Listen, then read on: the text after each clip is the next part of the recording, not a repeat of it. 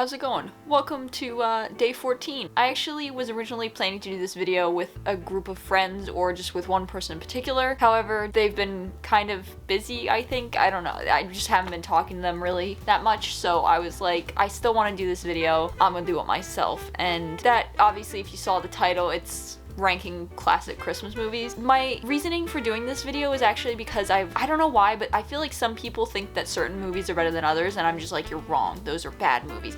With that said, many people are gonna probably hate my list because a lot of the classic ones that everyone loves are lower at the list versus me. I put some different ones up at the top. There's only 8 movies, so, you know, do with that information what you will, but I will say that none of the movies I hate. The ones that are lower on the list, I have very specific reasons that I'll get into why they're lower on the list, but I still think they're good movies, and you should watch them and support them no matter what. But like, hey, this is my list. Also, my list is here because I can't remember anything because I'm really tired. However, let's get into it. So actually, in first place, this is well, it wasn't a surprise to me because I came up with this list, so I knew what was gonna happen, but it's Home Alone 2, which I think is it's the proper title is like Home Alone 2 Lost in New York. The reason this one's high on the list is I feel like it does everything that Home Alone 1 did good, but it puts it in a beautiful scenery of New York during the Christmas time. You know, it's just really pretty to look at. I think it has a lot of fun characters. I love the idea of him just being in a hotel by himself because literally that's what I want to do, please. And I love the toy store as well. I feel like that's just really cute. And the plot's same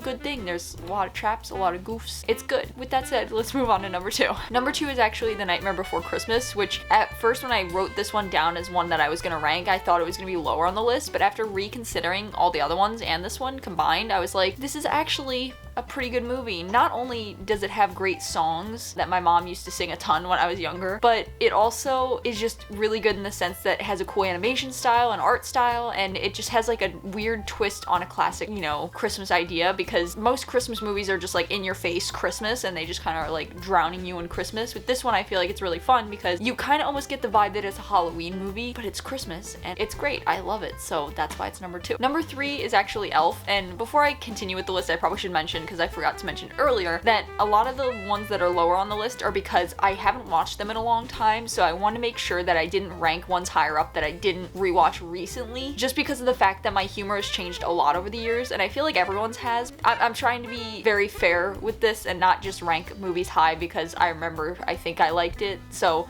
some of these movies are ranked lower just because I want to make sure that, you know, they had like an okay ranking. Like most of the ones are kind of towards the middle because I was like, they're good. I remember them being good, but they might be bad now. So there's that. So with that being said, continuing back to what I was saying, number 3 is Elf. I put this one at number 3 because I think it's just a really cute story.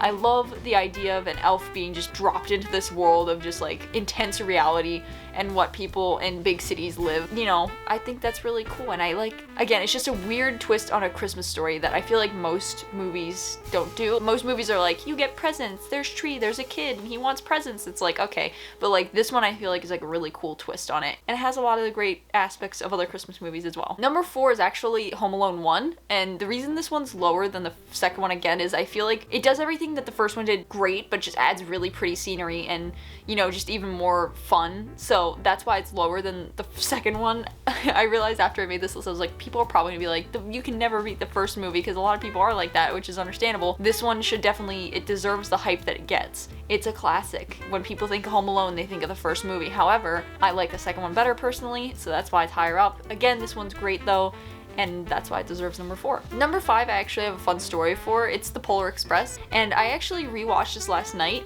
because someone recommended that I do, just because they were like, I wonder if it still holds up, and I was like, that's a good point. So we watched it, and I will say, I remember as a kid, like, there were certain scenes that I thought were really cool. There were certain scenes that I was, like, kind of annoyed with because they gave me anxiety. It still holds up, same thing. Most movies nowadays, I feel like my generation is going through this, like, little phase of, like, going back to old stuff we used to watch and then, like, seeing if it still, like, holds up. And this one I would thought was not going to hold up, but it did. It was really cute. I love Tom Hanks in this. I think this is one of his really good roles, like along with like Toy Story. I feel like this is one that he was really like known for, and he does a great job. So that's that's nice too.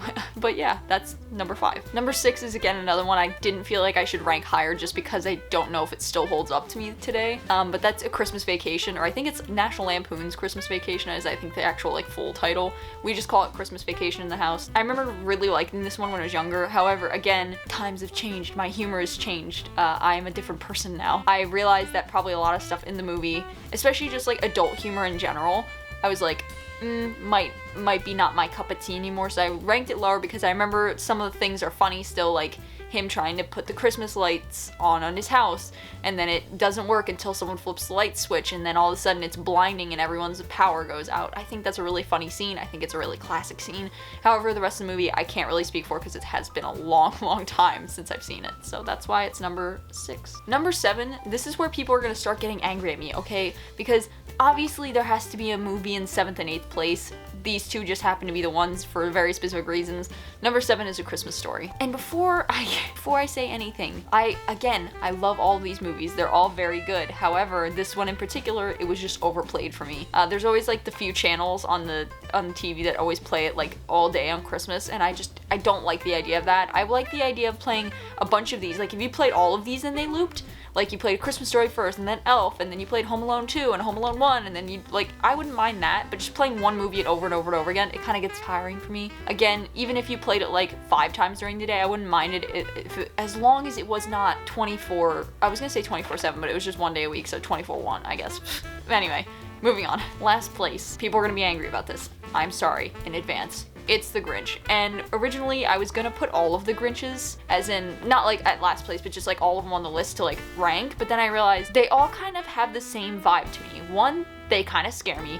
2, they get played a lot and I don't really think that they're the best of the best. And 3, I just didn't really enjoy it. The most is like the basis of what I say when I watch a Grinch movie. Again, this one we're specifically talking about the classic one, which is I feel like there's Jim Carrey was the classic one, right? Am I going crazy?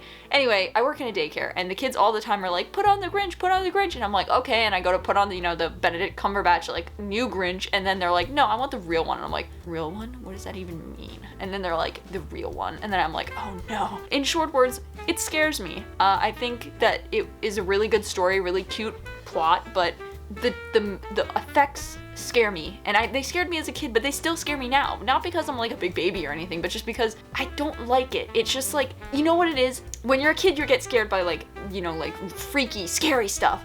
When you're an adult, you're not scared by like big scary things a lot of times. It's usually like the small inconsistencies that make you slightly uncomfortable. Like, I think there's a Vsauce video on this. Random topic of Vsauce, but there's a video where he describes the feeling of being uncomfortable, like the idea of someone's watching you or this or that. That's what it gives me, is it's just like, it's something slightly off about the way the Who's faces are and the Grinches. It just like feels like it feels like really human, but there's something slightly off because they're not humans. So that's why it creeps me out. That's why it's number 8. Again, great movie though. They're all great movies. I just probably have like scary childhood memories of this movie. So that's why it's number 8. But yes, anyway, I hope you enjoyed this. A little bit of a rant video. It's probably still gonna be a pretty short video just because it's just me ranking stuff, and you guys know the drill by now, but hopefully you did enjoy. I'll be back for day 15, and I hope to see you back as well.